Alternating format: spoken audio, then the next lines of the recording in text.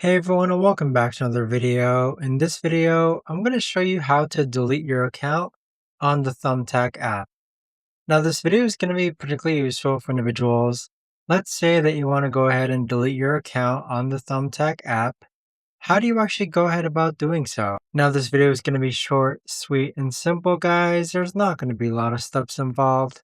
Now, in order to do this, what you're first going to do is log on to the Thumbtack. Next, click on your profile icon on the top right hand corner. Afterwards, click on account, then go ahead and click on deactivate my account. Once you deactivate your account will no longer be able to be used on Thumbtack. But there you have it guys, that right there is the best and easiest way that I know of to actually go ahead and delete your account on Thumbtack. If you guys know of a better or easier way to actually do this, let me know in the comments down below. I would love to know.